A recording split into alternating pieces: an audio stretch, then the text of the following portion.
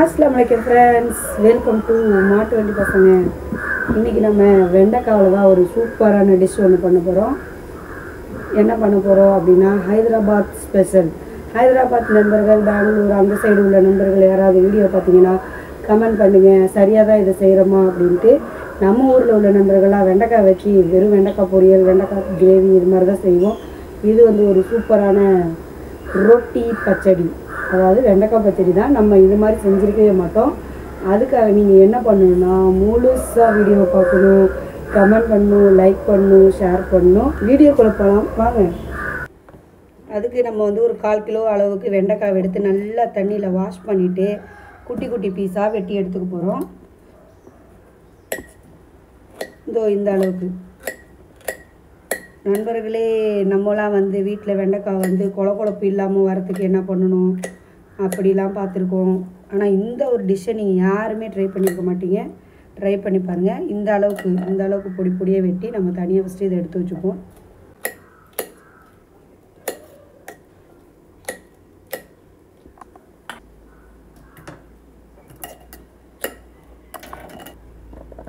இதை நம்ம வந்து தனியாக வெட்டி எடுத்து வச்சுக்க போகிறோம். இதுக்கு ஒரு தக்காளி பழம் நல்லா பெருசாக எடுத்திருக்கேன். சின்னதாக இருந்தால் 2 தக்காளி பழம் எடுத்துக்கோங்க.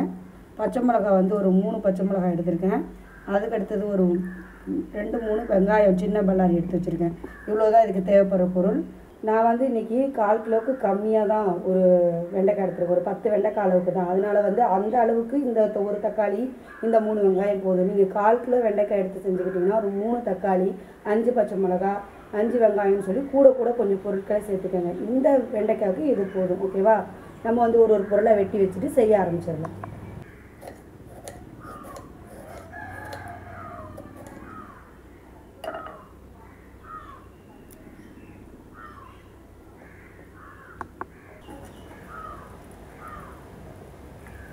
இந்த தக்காளி பச்சை மிளகாய் எடுத்து நம்ம வந்து தனியாக தட்டில் எடுத்து வச்சுப்போம். இந்த வெங்காயம் வந்து நம்ம வந்து ரஃப்பாக தான் போட்டு அரைக்க போகிறோம். அதனால் வந்து ரஃப்பாக நீங்கள் வந்து பெரிய துண்டாக வெட்டி வச்சுக்கலாம். அவ்வளோதான், ரஃப்பாக வெட்டி வச்சுக்கலாம். இப்போ வந்து நம்ம அடுப்பு பற்ற வச்சுக்கலாம் வாங்க. அதுக்கு ஃபஸ்ட்டு நம்ம வந்து அடுப்பை பற்ற வச்சு ஒரு பேனை வச்சுக்கிறோம். இந்த பேனில் வந்து ஃபஸ்ட்டு நம்ம ஒன்றா வந்து ரெடி பண்ணி எடுத்து வச்சுக்க போகிறோம். ஒரு 1 ஸ்பூன் அளவுக்கு எண்ணெய் ஊற்றிப்போம்.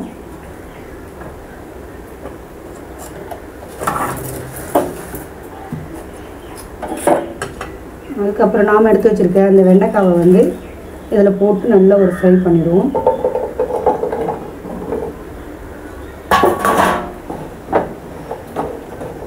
நம்ம வந்து இது மாதிரி ஃப்ரை பண்ணி எடுத்து வச்சுட்டு நம்ம இந்த டிஷ்ஷை செய்யும்போது இந்த கொழப்பு கொஞ்சம் கம்மியாக இருக்கும். இது வந்து ரொட்டி பச்சடி வந்து பெங்களூர் சைடில் வந்து எல்லாருமே கேள்விப்பட்டிருப்பீங்க. அது வந்து எங்கள் ஸ்டைலில் வந்து நாங்கள் சரியாக செய்கிறோமா அப்படின்னு சொல்லி கமெண்ட் பாக்ஸில் சொல்லுங்கள். இன்னும் வந்து இது கூட என்னெல்லாம் சேர்த்தா நல்லாயிருக்கும் அப்படின்னு சொல்லுங்கள். கண்டிப்பாக ஃப்ரெண்ட்ஸ் கமெண்ட் வந்து பண்ணுங்கள். கமெண்ட் பண்ணிங்கன்னா தான் எங்களுக்கு அடுத்தடுத்த கட்டத்துக்கு அடுத்தடுத்த வீடியோக்கள் போட ரொம்ப என்கரேஜிங்காக இருக்கும். நல்லா வந்து ஒரு 2-3 நிமிடம் 2-3 மினிட்ஸ் வந்து நல்லா ஃப்ரை பண்ணிவிட்டு நம்மளோட அந்த பிளேட்லேயே நம்ம எடுத்து வச்சுக்கலாம். இதை பாருங்கள், அந்த வெண்டைக்காயை ஃபஸ்ட்டு நம்ம வதக்கும் போது அந்த ஜெல்லிலாம் வந்துச்சு பாருங்கள். இப்போ நல்லா வதக்க அப்படியே அது எல்லாமே விட்டு நல்லா கிளியராக வந்துட்டு பாருங்கள். ஏன்னா நம்ம இதுக்கப்புறமா இது தனியாக வேகலாம் வைக்க போகிறதில்ல. இவ்வளோதான், இதில் நம்ம ஃப்ரை ஆகிறது தான். அதனால் வந்து இது நல்லா ஒரு 2-3 நிமிடம் குறைந்தபட்சம் கண்டிப்பாக அதை ஃப்ரை பண்ணிக்கோங்க. ஏன்னா அதுக்கப்புறம் நம்ம முன்னாடி சொன்ன மாதிரி இது சமைக்க போகிறதில்ல. அவ்வளோதான், நம்ம ரொட்டி பச்சடிக்கு இப்படி தான் செய்யணும். ஓகே, நல்லா ஃப்ரை ஆகிடுச்சு பாருங்கள். நம்ம எடுத்து வச்சிடலாம். ஓகே, நல்லா நம்மளோட இது ஃப்ரை ஆகி வந்துடுச்சு. இங்கே பாருங்க, இதை அப்படியே எடுத்து நம்ம அதே மாதிரியே ஒரு பிளேட்டுக்கு மாற்றி வச்சிடுறோம். அதே பேனை அப்படியே வச்சுட்டு நம்ம வந்து இதில் வந்து 1 ஸ்பூன் அளவுக்கு எண்ணெய் ஊற்றிட்டு நம்ம வந்து ஒரு பவுடர் ஒன்று ரெடி பண்ண போகிறோம். அந்த பவுடருக்கு என்ன நல்லா போட போகிறோன்னு பாருங்கள். ஜீரகம் 1 ஸ்பூன், உளுந்து 1 ஸ்பூன், வெள்ளை உளுந்து என்கிட்ட இருக்குது அதனால் வெள்ளை உளுந்து போட்டுக்கிறேன். அதுக்கப்புறமா வந்து தனியா நல்லா அதால் ஒரு 2 டேபிள் ஸ்பூன் அளவுக்கு போட்டுக்குவோம். அவ்வளோதான். போட்டு காரத்துக்கு தகுந்த மாதிரி உங்கள் வீட்டில் எத்தனை வரமிளகாய் வச்சுருக்கீங்களோ அந்த அளவுக்கு எந்த வரமிளகாய் வச்சுருந்தாலும் ஒரு 5 போட்டுக்கோங்க. நான் ஒரு 5 வரமிளகாய் போட்டுக்கிறேன். போட்டு இதை அப்படியே நம்ம லைட்டாக ஃப்ரை பண்ணி எடுத்துக்கணும்.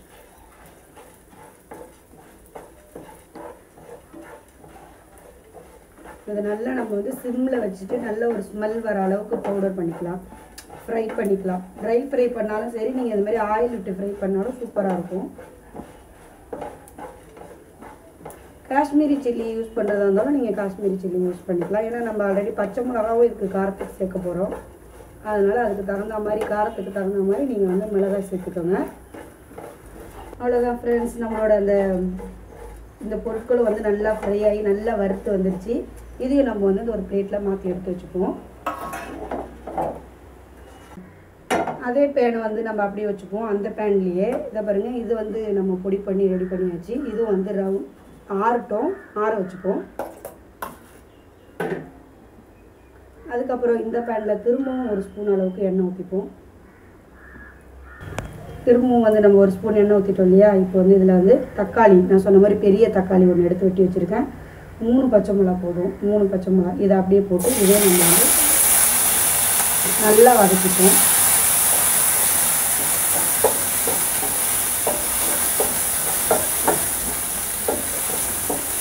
நல்லா வந்து இது வந்து நல்லா மசிஞ்சு வர அளவுக்கு, குழஞ்சி வர அளவுக்கு வதக்கிப்போம். நீங்கள் வந்து இந்த வெண்டைக்காய் பச்சடியை வந்து சாப்பாடு மதியம் லஞ்சுக்கு, தோசை, இட்லி, சப்பாத்தி எல்லாத்துக்குமே ட்ரை பண்ணி சாப்பிடலாம். ரொம்ப சூப்பராக இருக்கும்.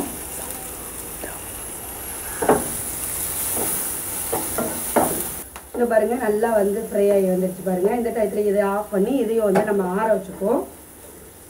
இதுக்கப்புறமா நம்ம வந்து அரைக்க ஸ்டார்ட் பண்ணிடலாம். இதில் வந்து ஃபஸ்ட்டு நம்ம வந்து ட்ரை இன்க்ரீடியன்ஸை போய் பொடி பண்ணிட்டு வந்துடுவோம். இதை வந்து கொட்டிப்போம். நல்லா இது ஆறிடுச்சு. ஆறினோடனே இதை நல்லா வந்து கொட்டிட்டு இதில் கொஞ்சமாக உப்பு, இதுக்கு தேவையான அளவு உப்பு போட்டுருவோம். இது கூடயே நம்ம வந்து இதோட உப்பையும் போட்டு நல்லா வந்து குறகுறப்பாக பவுட்ரு பண்ணி எடுத்துகிட்டு வந்துடுவோம்.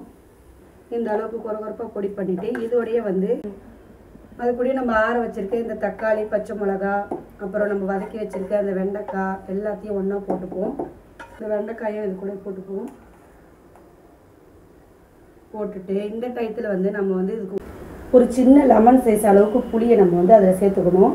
நம்ம தக்காளி, பச்சை மிளகா வதக்கணும் இல்லையா, அப்பயே போட்டுக்கலாம். என்கிட்ட வந்து புளி வந்து வீட்டில் இந்த புளி சரியாக போயிடுச்சு.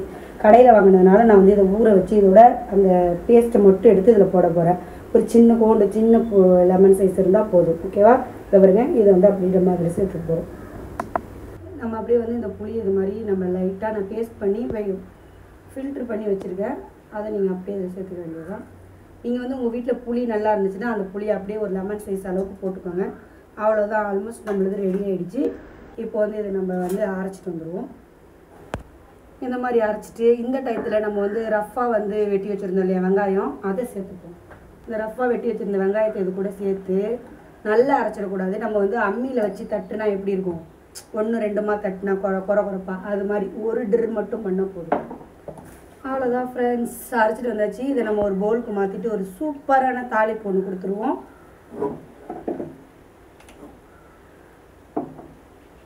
கொஞ்சம் கொலன்னு தான் இருக்கும். பசங்க வந்து கொலப்பாக இருக்கும்பாங்க, ஆனால் டேஸ்ட் வைஸு சூப்பராக இருக்கும். நம்ம வந்து இப்போ தாளிக்க போகிறோம். அதே பேன் வந்து நம்ம அடுத்த வச்சுக்கிட்டு தாளிப்புக்கு தேவையான அளவுக்கு ஒரு 2 டேபிள் ஸ்பூன் அளவுக்கு எண்ணெய் ஊற்றிப்போம். எப்போதும் எப்படி தாளிப்போமோ அதை மாதிரி தான். ஒரு கடுகு, உளுந்து தான், உளுந்து 1/2 ஸ்பூன், கடுகு 1/2 ஸ்பூன் போட்டுப்போம். போட்டுட்டு இதில் எக்ஸ்ட்ரா நம்ம என்ன இன்றைக்கி சேர்க்க போகிறோன்னா, நான் வந்து இந்த மாதிரி பூண்டு ஒரு 5-6 பல்லு பூண்டை வந்து தட்டி வச்சுருக்கேன். இது வந்து சூப்பரான ஒரு வாசனை கொடுக்கும். அதனால் இந்த பூண்டையும் அதிலே சேர்த்துருவோம்.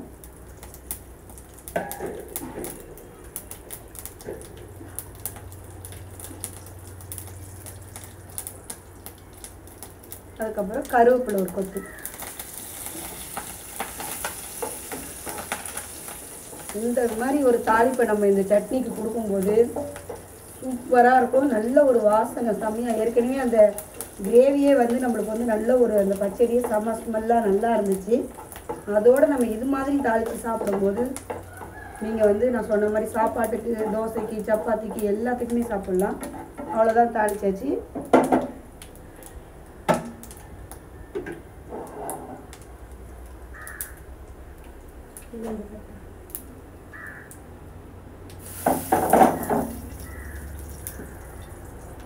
சைடா வச்சிருங்க கட்டையா.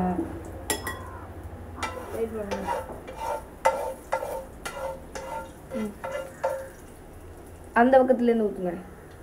எனக்கு இந்த பக்கம் தான் வாட்டை வருது, என் கை இந்த பக்கம் வராது, வாட்டை வராது. அந்த கையில் பிடிச்சி தான் ஊற்றுறேன். அந்த கையில் பிடிச்சி ஊற்றுமா, கேமரா முன்னாடி எல்லாம் இப்படி தெரியுமா ஆகும். அடுத்தவங்க பார்க்குறாங்கம்மா, நீங்கள் பார்க்கலாமா வீடியோ? இது தெரியக்கூடாது. இந்த கையில் பிடிச்சி இந்த பக்கமும் ஊற்றக்கூடாது, அந்த கையில் பிடிச்சி இப்படி ஊற்றணும்.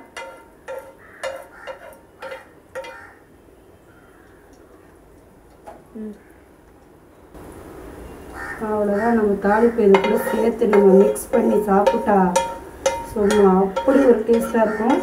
நம்மளோட ரொட்டி பச்சடி, அதாவது வெண்டைக்காய் பச்சடி சூப்பராக ரெடி ஆகிடுச்சு. அப்புறம் என்ன, நம்ம சர்வ் பண்ணி சாப்பிட வேண்டியதுதான். அவ்வளோதான் ஃப்ரெண்ட்ஸ், நம்மளோட ஒயிட் ரைஸோட அந்த வெண்டைக்காய் பச்சடி, அதாவது ரொட்டி பச்சடி, அதை அப்படியே நம்ம ஒரு பிசைஞ்சி ஒரு டிப்.